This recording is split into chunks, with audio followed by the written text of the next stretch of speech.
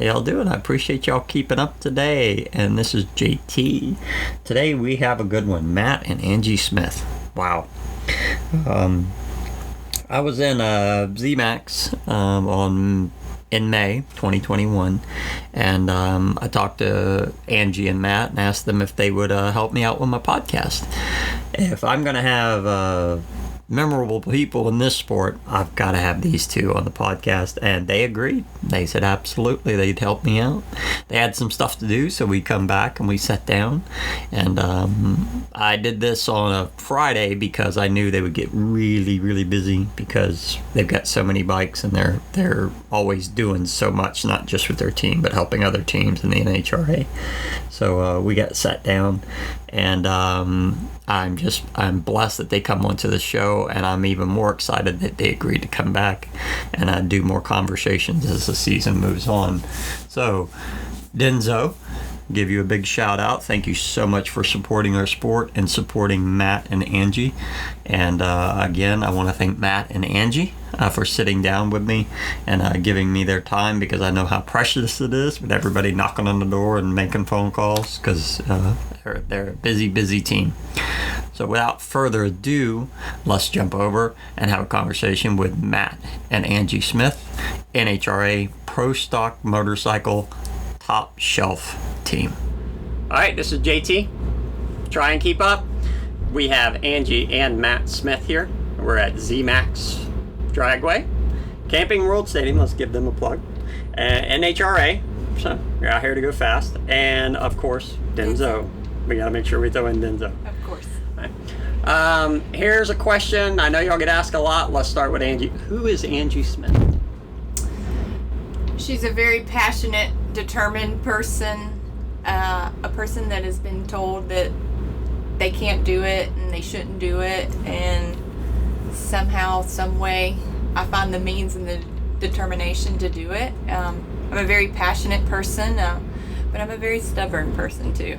But I like to go fast, and I'm a pretty good person, I think. You can ask him that. He can tell you who Angie Smith is, maybe. I mean, I guess I was good enough for him to marry me. And last, who is Matt Smith?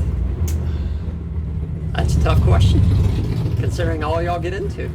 Matt Smith is, let's start by the son of Ricky Smith. I watched my whole life as a child, growing up, watching my dad race. Numerous world championships in IHRA. Probably one of the greatest IHRA pro stock drivers there was. Take that, I wanted to be just like him, and I went out racing motorcycles because I couldn't afford to race a car at the time, and started on motorcycles and built my name up in the motorcycle world as a fierce competitor wanting to win drag racing guy, and went NHRA, and now I'm a 4-time world champion. Me and Angie own this team together, and we have a really good race team. You know, DENSO sponsors us. They're our partner in this deal. Mark Stockset is my partner with the race team.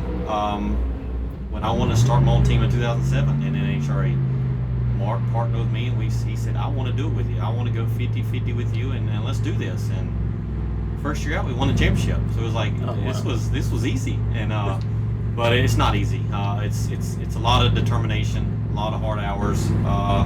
Me and her work our butts off in the shop, and you know, I've made this work. A lot of people didn't think I could make it work. They said I was just a spoiled rich kid. My dad gave me everything. Let's get one thing straight. My dad didn't give me nothing. He's gave me nothing, just like his dad never gave him nothing in racing. We've earned this to do what we've done, and we're not the highly funded team like a lot of these other teams are, but we get things going and we get it done. Now, early on, because obviously you get that criticism. So what would be your advice to newcomers coming into the sport that have to deal with that? So do you just, I mean, you can't just say get thick skin, because it's a little harder than that. How do y'all handle, or what would be your advice to a newcomer to help deal with that they're going to get? Because we understand the drama. It's going to come from some side somewhere. I mean, if you're a rich kid, you know, that's great. You know, I mean, we need people coming into our sport. But the one thing that I stress is, you know, if you are a rich kid coming in over here, just don't go and party and show that you've got all the stuff to do everything. Come in here and work your butt off and prove to people that you want to win races and do that. I see a lot of people with no money that want to try it, and they come in and do it. And I mean, you know, everybody can't own a successful team. You know, everybody wants to do this. You know, and I think the biggest reason people go, why, you know, why do you want to do pro stock motorcycle? Well, to me, it's the top of the line racing in motorcycles. Yeah, there's bikes that go faster than we do, but they're not on TV. They're not over here in NHRA. You know, and this is where you make your money at. This is how we make a living, is sponsorship, and us being on TV and us being successful is how we do it. So everybody wants to be, you know, as growing up, I wanted to be like Dave Schultz, John Myers, you know, even Angel back then at the time, and I never could get a ride out here, so I had to start my own team and do it, you know, and that's what I did. And you know, I stress to everybody, it's way harder now than it was back 15 years ago. But because there's only one or two bikes at the time that were, you know, successful. You know, now you have 10, 12 bikes out here that can win at any time. And it's hard. It's hard. So the way to do it now is come in and rent something and show people that you are successful. And if you are like that, you can come in here and rent some good stuff. Then you might pick up a sponsorship to start your own team. But I'd say renting is probably the easiest way to get started out here right now. To start it out. Okay. So now let's change subject. We'll let Angie answer this. How'd y'all meet? That's something I've always wanted to ask you. Really? You don't know this story? No. Yeah. Keep in mind, when I focus on somebody, I don't. Right. I very rarely go back and look at other interviews. So, I raced a class called Outlaw Pro Street, which was a no wheelie bar nitrous class, 75-inch wheelbase. You know, run what you brung, hope you brought enough. He also raced Outlaw Pro Street, but we hated each other. Uh-oh. Absolutely hated each other. So bad that, you know, we got in a couple altercations. Oh, wow. But this is before I started pro stock racing. Right. This was way before. This was, you know, late 90s, early 2000s. And, you know, he was a fierce competitor. You know, he lived 30, 40 miles from me. You know, I had a boyfriend at the time, and I raced with him, and he had a wife at the time. And, you know, we were fierce competitors, and I didn't like him. And he was the cocky, arrogant person that I could not stand. And I guess he was getting a divorce from his wife. And again, everybody out there thought that my dad, who his name was, gave me everything to come do this. Yeah. So he was getting a divorce, and he was, you know, kind of hounding on me, won't you come ride a pro stock bike? And I was like, my exact words were, I don't even like you, why would I ride your bike? So that was my exact words. And you know, it went on, and he kept hounding, and I will say I give him an A for persistence, because he wore my ass out. And so I finally went to Rockingham and tested the bike, and I did decent. And then that year I flew to Pomona to be his date at the banquet, because he wore me out about that too. So, and then the rest is history, you know. Now we dated a year, and then we got married. So it was really funny, because we did not like each other at all. I mean, he liked me, but I didn't like him. Now this was, you know, back, like she said, we knew each other back in 98 to 2003.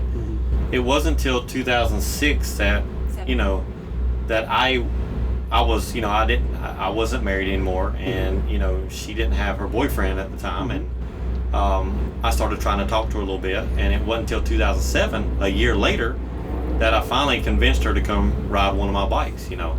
And like I said, that's history. But when she started, that was, you know, she jumped from 98 to 2007, you know, so that was kind of, you know, the preliminary. I just had to fill in the little blanks there, you know. When did you, when you first, let's say that, interest in dating, so to speak? Was it the riding that attracted you to her first? Obviously, she's pretty. I mean, that's beside the point. Or was it, when did you know that, okay, Well, I always, I want to date her? When did that moment hit you? I mean, when I started my own team, I had 2 bikes when I started the deal, kind of, after I got it going. And I wanted a female on our team riding the bike, because to me, that was the most successful way to get a sponsorship. The pretty face, he was going to use me for money. Well, I just looked at it as, at the time I had Torco, which everybody knows what that was back in the day, but I was looking at farther down the road. Let's get her on a bike. Let's pick up some more additional sponsorships with the pretty face and the girl riding. Because I saw what the Shirley Modowney, the Angel, the all the females out here, how they got the big bucks, because of they didn't have to be good. They just had to look pretty. And so I thought, well, let's get her on a motorcycle and see if she can do it. So that's kind of the intention. She was very pretty, and I had a little crush on her. So I said, let's try both ways. And we got it to work both ways. When you first saw her just from a racing standpoint, as a racer, when you first saw her racing, what impressed you most about her racing? What? Honestly, I was like, damn, that bitch can ride. That was back in the day, in Outlaw Street, but no, she did a very good job on the no wheelie bar stuff, and coming to a bar bike is totally different. A lot of people can ride no wheelie bar stuff, but man, this pro stock motorcycle is way tougher. I mean, you have to be so much more precise, so much more smoother, and we don't have extra power where you can put a bigger jet in or turn another pound of boost up or a scramble button. So, it took her a little bit to get used to it, but I think she's got to the point that she's a very successful rider, and she's a top 5 rider. I mean, she proved that last year. She finished 5th in the world, and our goal is to try to get her more wins and eventually get her a championship, hopefully out of this camp. But right now, we just need wins and to make her a top 5 person at every racetrack, and that's what we're shooting for right now. Now, I was speaking to Mr. Bostic earlier. We were talking about how everybody gets along. We're all friends. There are issues. Once you get to the line, you're now enemies until that passes over with. So I made the comment, it's got to be really interesting for a husband and wife. So, because I've seen you up there, you don't give any leeway to the other person. So it's, how could I be nice about this? Is it fun when you beat them? Oh, yeah. I mean, outside of even if you don't win anything, just beat him in whatever pass you're in. Well, it is, and here's why. He's got, I don't even know, I have lost count, 20-something Wallies, and he's got 4 championships. Anytime that you can load somebody up that has that much success, that puts a feather in your cap that you did your job that day. Now, he's my crew chief, so he can also put a feather in his cap because he tuned the bike up and gave me the motorcycle to beat him. Yeah, I mean, and from my perspective, it's a lose-lose for him. It's a lose-lose for me. If I beat her, everybody goes, "Oh, you beat up on your wife." But in the grand scheme of things, I want to win. It doesn't matter if it's me, her, Scotty, or whoever's on our 4th bike. At the time, I just want somebody on our team to win, because that's the ultimate goal. Yes, I love to win, just like 2 weeks ago at Atlanta. I wanted to beat Scotty so bad in the finals, but he had the better bike, and he had the better bike all day long. So I had to push the tree just a little bit and come up 001 red. It's just, I wasn't going to give it to him, but I wanted to beat him. That's how bad I wanted to beat him, even though he's on our team. I don't care who's in the other lane. I try to race the racetrack and do the best that I can, and when I'm behind a little bit, I'll get a little antsy and try to push the tree a little bit more than I should. And at that time, now looking back, I shouldn't have pushed the tree. I could have had a 130 light and won the race, but he had the better bike all weekend, so he deserved the win. Now, obviously, it's an interesting experience out here because we're 4 wide. So, what challenges does that present for y'all from each of your perspectives? Well, you have to be 2 of the 4. You have to be 2 of the best bikes out of your quad. So that's the mentality you have to have in race day up until the finals. Now, if you're fortunate enough to be in the finals, then I feel like you have to throw everything at it, because you're not just racing one other person, you're racing 3 other people. So I think the finals is way more challenging than the previous rounds. Yeah, and I mean, you know, our ultimate goal is we have 4 bikes. Ultimately, we'd love to have all 4 bikes in the final round.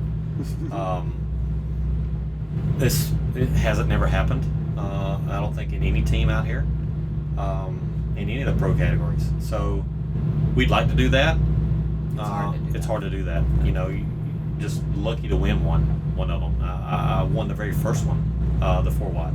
So I understand the games that's played. I understand how the system works, but ultimately we want to be the best out here, and to beat 3 other people in the other lane at any time. That's the big challenge, and the other big challenge is, you know, if we do have to run 4 of us, even in qualifying, it's just a challenge to have everybody line everybody up, because you know we don't have a person for each bike. You know, Chip Ellis is riding the 4th bike this weekend, but yet he's working on Angie's bike. So, you know, it's just one of them deals. You know, we don't have enough crew people to run 4 bikes at one time in the 4 wide format. You know, we have it handled in 2 wide, no problem. But the 4 wide could play a big part if we all get to the final round together. Wow. Watch out. Now, what do you do? What do y'all like to do when it doesn't involve racing or work? What do y'all like to do? So we kind of got started king mackerel fishing. So It's just not king mackerel. We love to fish. we like to I fish. saw your pictures. But we're going king mackerel fishing. We've kind of developed this thing going king mackerel fishing, and I think it's more the relationships also that we've developed with the people that we go with, and so we're going to do that in June, and we're excited because I had a king mackerel, which I had like a 30-pounder on, but we didn't get it on the deck. So my rule of thumb is I've been fishing all my life. If it's not in the boat and not on the deck, then it doesn't count. So. Yep. I mean, I just love fishing, period. I mean, I didn't even know there was a pond down here behind the racetrack last night. He's got a big grin on his face. And, you know, my down dad goes, you know, there's a pond down there, and he went down there, and I went down there, I was like, holy cow. So I went to Bass Pro Shop, bought me a little fishing rod, and went out there, and I slayed 4 of them yesterday. Oh, man. Oh, it was great. So, like I said, I just love to fish. You know, that's my time. We have a pond behind our house. We have it stocked. And when I get frustrated in work, I'll just take off and go down there and go throw the rod and catch a fish, and I come back and I'm relieved. I'm ready to go back to work. So it's just my way to blow some steam off and to clear my head. My oldest brother's he likes deep sea fishing. He's always catching so the big amberjacks and things that look like they're the size of a bus type stuff. So, all right, now obviously your father has a rich history, so I'm gonna bring you back there for a minute. During that time, what memory sticks out for you? Something that either a race that your dad was in or something y'all did together. What memory really pops out for you? Probably Bristol, Tennessee. The photos up a lot. Me in my little bib overalls. He just won the race at Bristol. I don't even know what year it was. Probably 78, 76, somewhere in that range.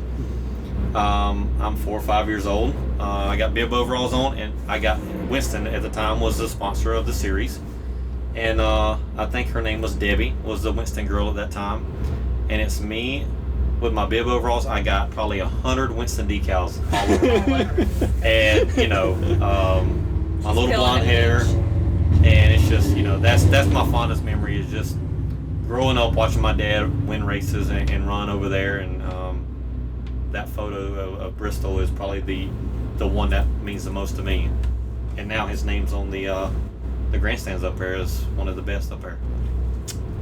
It's good stuff. It's good stuff. And let's direct the same question towards Angie. And up to now, what memory really sticks out for you? It could be a race against him or anybody else, or prior to Pro Stock. What memory really sticks out for you for racing? I mean, honestly, I think probably my biggest accomplishment definitely, I think, was, I mean, it wasn't necessarily winning my first race against him, because that was just, it was me and him in the final, everybody talked. I think my biggest accomplishment was last year when I went 200 in Dallas, because I wanted to do that more than anything. And from the time that we announced the DENSO 200 mile an hour club in 2018, that's all I wanted to do. And I even said, if I go 200, I'll just quit, whatever. But I think it's because I worked so hard at that, and it was so hard to achieve. I think that was probably my biggest accomplishment. And you were the first female. First to ever female do it. to go So, 200. That's big.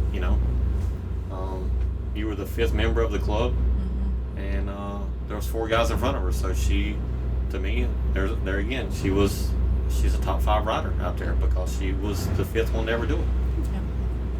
What advice, new up-and-coming people that want to get into this, what would be your advice for any person or somebody trying to do a team? So what would be advice to them, or even a warning, say, hey, heads up, it's expensive, even if it's just that simple. Well, it's expensive. It's a lot of work. Like, I can't even describe or tell you how much work it is. I mean, a lot of people, I post pictures of me laying by the pool, and I do this. But it's all the other stuff that people don't see. I mean, if it takes me and him being at the shop from 7 in the morning to midnight that night, and we have to do it 5 days in a row, then that's what we have to do. And people don't see that. And I mean, it's a lot of work. It's a lot of work. It's more work. I mean, it would be easy to me to go work a 9-to-5 job. It would be really easy. Look, my advice is if there's people out there looking to go pro style motorcycle racing, and you don't have a couple million in your bank account that you can go just spend and do this isn't for you. You don't own your own team. If you want to come out here and race, come rent a bike. Come get with one of the good teams to rent a bike and come out here and show people what you have. You'll save you a lot of money. You'll save you a lot of headaches. And if you are successful and you pick up a big time sponsor and you want to start your own team, great. If not, you just still rent a bike, and it's less headache. You fly in, you fly out. You don't have to worry about stuff. So I would never suggest anybody to come and start their own team right now in this day and age with the competition that we have. I mean, it's just too expensive, and you're not going to be good at it right off the bat. It's going to take some time. And not saying nothing, Corey and Joey, that's a prime example of they have a lot of money behind them, and they've been doing this for now 4 or 5 years, and they still yet to win a race. It's no slam to them. This shit's hard. It's hard. So, if they didn't have the $2, $3, $4, $5 million behind them to do it, they probably would already quit. This is a tough deal out here. And like I said, if you want to do it, come rent a good bike. You don't have to rent it from me. You can go rent it from Corey and Drew. They got good stuff. There's other teams to rent stuff from, but I'm telling you, that's the way to do it right now is to come and get with a good team and see if this is really what you want to do. Now, I'm not going to tie him up too much longer because I know he's crazy busy, and there's 6,000 people out here that want to talk to him both. Again, the season is early, so we'll come back. Y'all are going to accomplish a lot this season. I know y'all will. You always do. Thank you for sitting with me and helping me out with this podcast, because honestly, y'all put weight behind it. Well, thank you. So thank you so much for your time today, and y'all are going to have a good weekend. I just know it. All right. Thank you. Appreciate it. I know it too. And I know you gonna go 200 miles an hour this weekend. All right, with that conversation, I can't tell you how blessed I am to be able to have Matt and Angie on the channel. It's just super exciting, and I can't wait for more conversations. There's other stuff that I want to talk to them about, so I'm looking forward to future conversations with them. Thank you, NHRA, for making motorcycle drag racing so awesome.